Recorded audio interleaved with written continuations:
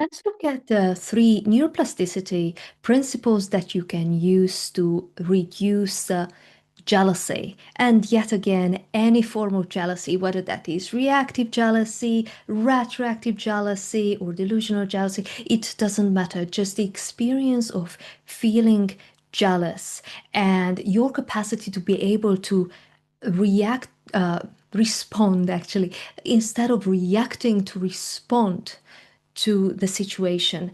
And the model I'm going to use is the polyvagal theory by Porges. So basically, he describes three states. So there is this first state in which we are connected. We feel connected. We feel at ease. We feel probably relaxed, but active at the same time. So basically, when you're feeling alive, you're feeling happy, or you're feeling a sense of well-being. So that would be your ventral vagal system. And then there is the sympathetic, which we mostly know as fight or flight. So basically, you are feeling that there is a threat that you either have to fight off or you have to run away. And then there is the dorsal vagal, which is when we enter freeze, or we might go into fawn, like trying to avoid all conflict and pleasing the other person rather than really responding to something and standing up for ourselves. So let's see three principles that apply here. One principle is specificity, and specificity is important. On the one hand, you want to know what state you're in. So are you in a connected state? Are you in a state where you feel at ease in your relationship? Uh, are you are you able to respond to your to the bits of connection? Yeah, this is Gottman's um, um, turn of phrase that they use, that our our partner bids for connection. So they might say hello, or they might ask you a question. Are you able to? Do you feel connected? Are you able to respond? Or are you in survival state? Are you in fight and flight, or are you in freeze? So are you in states where just the ability to breathe, and whether that is something that you feel is generated in the relationship or it's external, but you bring it home and it immerses your home as well. It's the dominant feeling that you have. It doesn't really matter. The important thing is what is what is your baseline? Where are you most of the time? What is dominant in your life? Are you dominantly connected? And let's just look at it from the perspective of being at home. Yeah, that's where we want to relax. That is the place where we recover, where we feel supported, where we are supporting somebody. So that is, generally speaking, the place that nurtures us most, or it is something that we aspire to create. So are you mainly here, or are you mainly in one of these places? So being really specific, are you irritated most of the time? Are you feeling that anything that is happening is on your nerves? Or are you feeling that you can hardly wait to flee this place and just to be somewhere else, either on holiday or at work or anywhere else but here? Uh, or are you feeling that you are drained, that you have no energy whatsoever to do anything? Yeah, so even doing the washing up is just like the most demanding thing, or even responding or listening to your partner. Is that what? So being specific about where you are, understanding your baseline, and also being specific about where you want to be. Not in a dreamy like state, but basically, if you have only known these states, then, for instance, it is very difficult to even imagine might be like. Because if we don't have familiarity with something, on the one hand, we might just daydream, or we might believe myths about things, or we might sometimes miss what is in front of us. So, understanding where you are and understanding where you're heading, what it is that you want to achieve, where it is that you want to end up. And the second principle is interference. Basically, we can, when we are creating new pathways, we can create bad ones, not just good ones. And for instance, jealousy is one of them. Now, jealousy might have been something that you have modeled. It might have been something normal, something that you saw in your everyday life as you were growing up.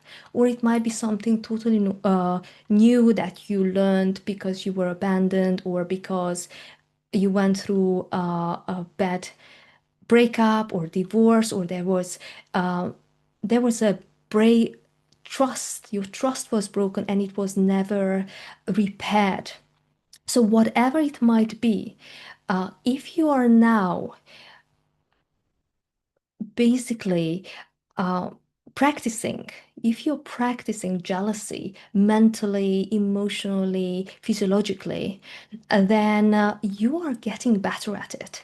And if we look at it through this system or through this model, then if you are practicing feeling connected, you are getting better at feeling connected. If you're practicing disconnection, yeah, fight and flight and freeze and flop and fawn, then you are getting better at that. So you are actually reinforcing a pattern, you're reinforcing a way of being, a way of thinking, a way of responding, and a way of automatically reacting to situations. So it's very important to understand that whatever we are doing, so our man, always think of your mind as the gym or a dojo. Whatever you do, whatever you practice, you are getting better at. This is why, for instance, meditation helps a lot of people, because they are practicing to to not take their own thoughts for granted, not interact with every thought because it's unnecessary, and then to select which thoughts they actually want to pay attention to, and let others just float by like a cloud. So this is not to say, so depending on what stage you are in, meditation could be really helpful, or meditation might not be that helpful. This is important as well. Now, this third principle is use it and improve it. And this actually I have mentioned. So basically, if you want to feel more connected, more loved, more loving, if you want to have the capacity to to really be there and really accept that love from your partner, then that is what you want to practice. And of course, if we look at it through the lens of jealousy, then there are certain skills that will allow you to feel more connected, such as learning to differentiate between your who you are and jealousy. Basically, not saying that you are a jealous person, but instead of it saying that this is an emotion, this is a sign that might be something that I need to act upon, basically have a conversation, or I might not. I can just let it slide like a cloud. But that is a capacity, that is a skill that you can actually hone and learn. Or there are other ways of reducing. So basically, what is it that you are practicing? What is it that you are improving? Are you improving ruminating thoughts? Are you getting better at that? Or are you getting better at saying, this is difficult.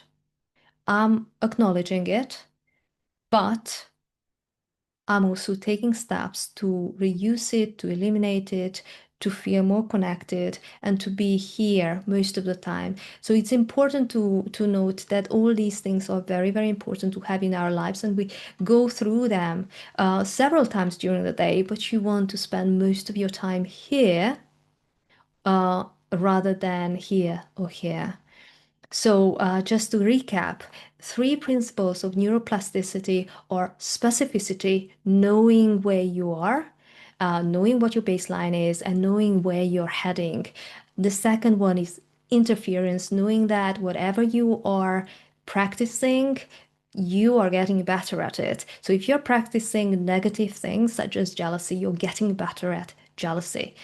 And third one is use it and improve it. So the more you respond to your partner's bids for connection and attention, the more you practice being connected and loving and open, and the more you communicate with your partner, the better you get at it.